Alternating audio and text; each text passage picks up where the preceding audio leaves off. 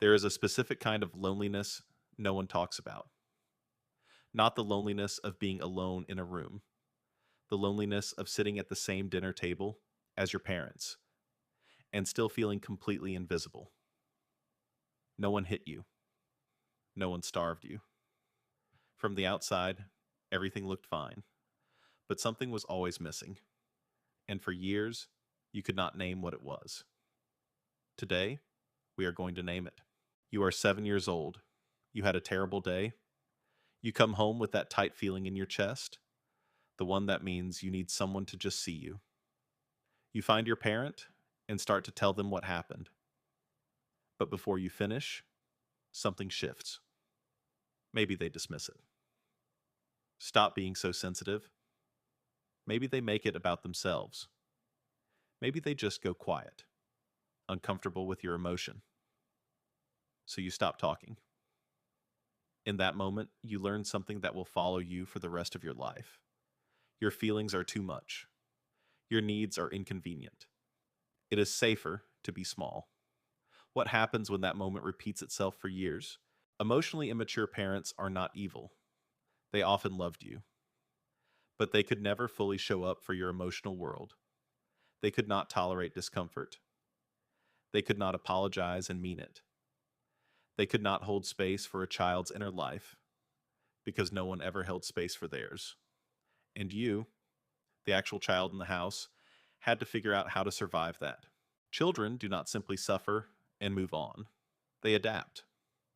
Some become the caretaker, hyper attuned to everyone's mood, shrinking their own needs until they forget they had needs at all.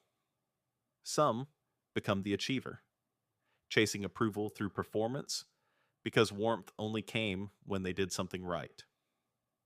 Some become invisible, disappearing into their inner world because the outer world was never safe enough.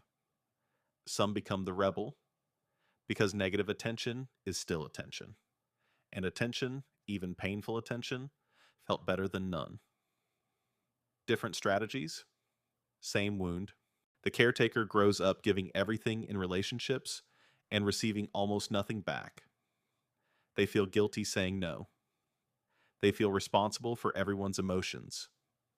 And they ask themselves quietly, why does no one take care of me the way I take care of them?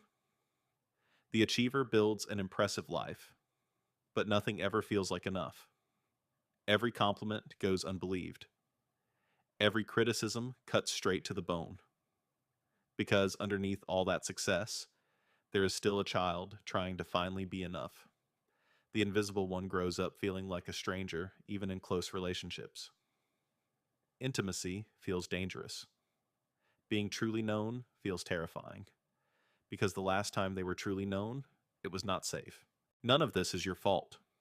Not the people pleasing, not the walls you built, not the way you flinch when someone raises their voice, or over-explain yourself in every conversation. You were a child. You adapted to survive. But you are not a child anymore. The strategies that protected you then are hurting you now. The walls that kept you safe are keeping out the very things you are hungry for.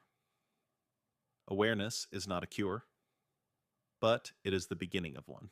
If something in this video landed in a place you do not usually let things land, sit with that. Not to blame your parents. Most emotionally immature parents were raised by emotionally immature parents. The wound goes back further than any of us can see. But look at your patterns in your relationships, in how you handle conflict, in what you reach for when you are in pain. And ask, where did this begin? Do I still need to protect myself in this way? You cannot fix what happened, but you can stop letting it make all the decisions now. You are allowed to take up space. You are allowed to have needs. You are allowed to be known. You always were.